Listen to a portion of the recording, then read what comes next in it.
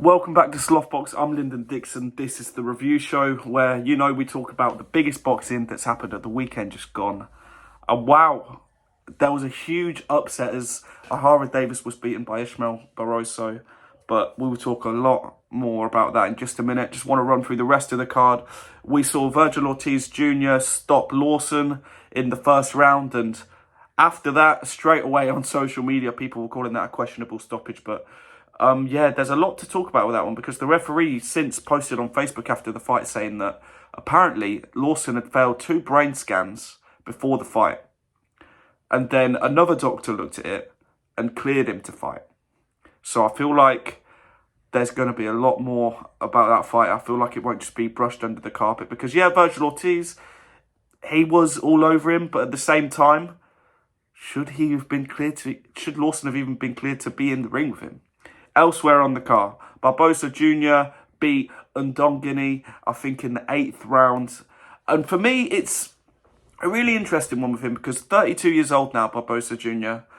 And he's looking up, surely. I mean, surely he's aiming for the same fights that Ahara Davis was, of Rolly Romero, Ryan Garcia, then Regis Prograis maybe.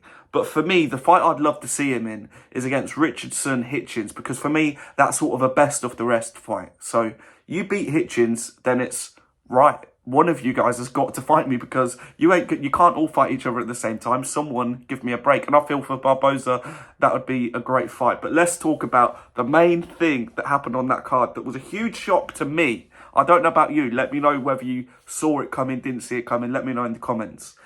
Ahara Davis was knocked out by the old dog, Ishmael Barroso, in a round.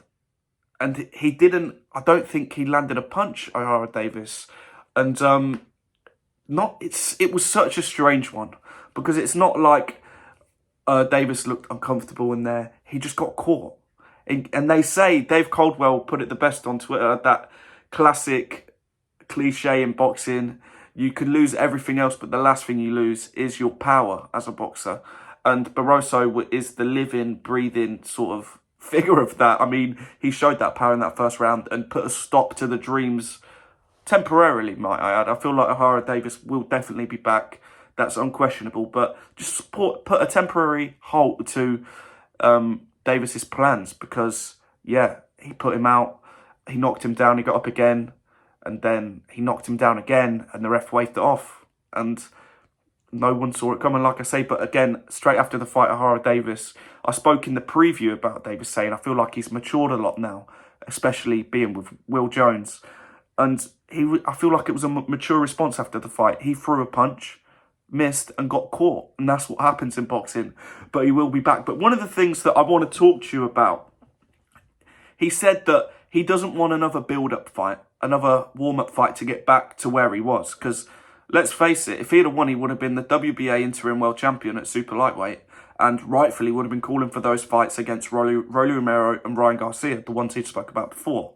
Now, because he lost to Barroso, do they run that back straight away? Because that's what I'd want to see. Let's see it go past the round. Because for me, that wasn't a true representation of Ahara Davis. And I feel like anyone that watched would say the same thing. That's if Barroso wants to do that again. There probably wasn't a rematch clause. It wasn't the most high-profile fight you've seen. He said that he wants to fight straight away against the same names he was calling against Rolly Romero and Ryan Garcia. For me, I don't think they take that fight now because they've got each other. They've got bigger options out in the field of boxing. And Ahara Davis isn't the most appealing name to them now. That's just from my point of view. You might think I'm crazy, I'm an idiot. Let me know if I'm waffling. But I just can't wait to see what happens next because he's certainly not just going to lay down and, do you know what I mean? I feel like with Ahara Davis, we're witnessing like a film. Like, you had all the stuff. He was such a prospect. Then Eddie Hearn dropped him because of some controversial comments he made. Then he built himself back up. Then he beat Ritson in what people were calling a 50-50 fight. And then he got signed by Golden Boy. And then he's just been beat again. Well, for me, he's surely got to go right back up again. That's the way the trajectory of his career's been. He's been going up and up, slight knockdown, up and up. And this is another slight knockdown for me. I feel he'll be back there, but still Great punch from Barroso. Take no credit away from him. You can't teach an old dog new tricks, and he didn't need any new tricks. He used that same thing he's been using his whole career. And it's weird because it was only 2016 where Anthony Crolla knocked him out. And people, I guess no one's really spoke about Barroso since. Well, now he's the WBA interim super lightweight world champion. And as sort of a final swan song for him, he'll be calling for those big names, and rightfully so. But yeah, what a strange weekend of boxing out in the States. I'm sure you'll agree. But let me know what you thought. What did you think to the Davis stoppage? What will he do next? Do you think the Virgil Ortiz Jr. stoppage was right? And what do you think Barbosa Jr. should do next? And tell me, have I been waffling? Do you agree?